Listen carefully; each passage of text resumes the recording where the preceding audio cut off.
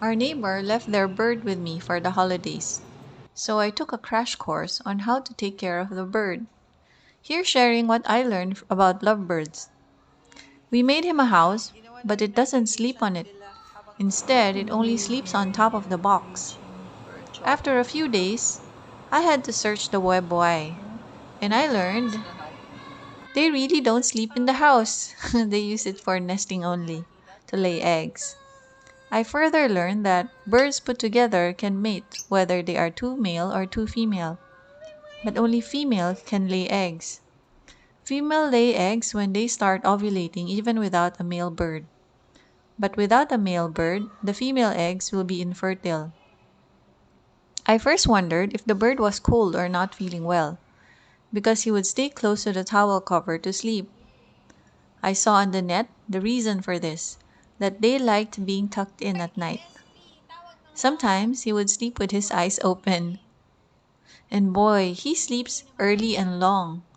It starts at 6 p.m. until sunrise, giving him 10 to 12 hours sleep in the night on the average. Wow, I could learn something here with sleeping well. I didn't want the bird to be lonely or bored, so I went on checking what things can entertain it.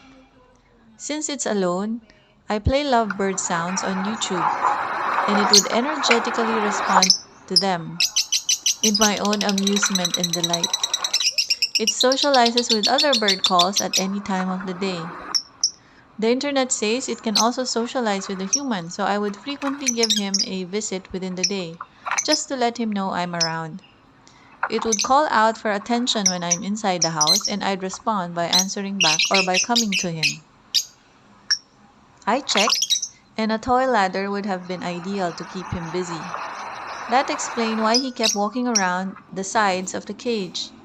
I don't have a ladder, so we offered a makeshift swing and an extra perch. I do want to let it out, but I don't have a secure place for it. I'm also afraid I wouldn't be able to catch him when it's time to return to his cage.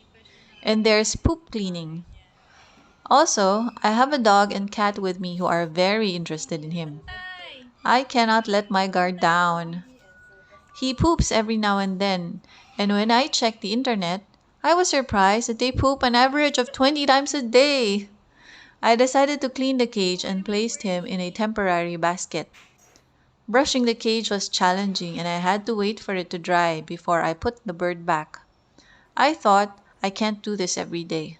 So I cut out papers and placed them below its perching area where his pee and poo lands. And I just remove the paper pieces when it gets dirty.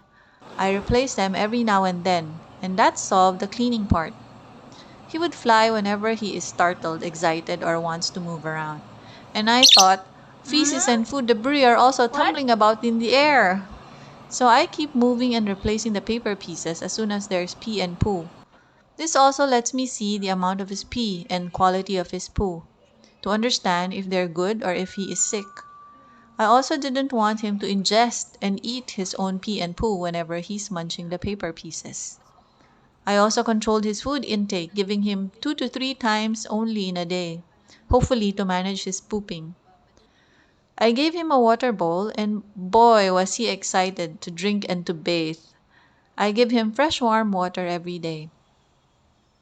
I was suggesting to our neighbor to give him company, so I tried asking.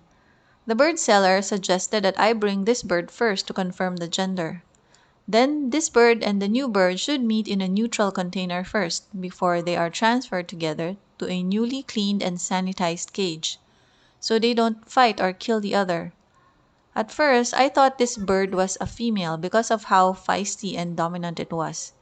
It bit me hard when I transferred him to a temporary basket when I was going to clean its cage.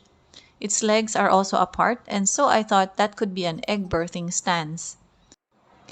It's also munching the paper, so I thought it was nesting. We showed the bird video to the storekeeper who said it could be male because of the shape of its head. But he has to see the bird still to check and confirm. So I rethought of its possible gender. Then I observed that it wasn't nesting, it was regurgitating the paper. So this must be male. But his regurgitating was very frequent, so I check again why. The internet says it can sometimes consider the human as its mate. Oh no, so gotta be careful when touching and interacting with the bird. We don't want a crazy bird, do we? That's all.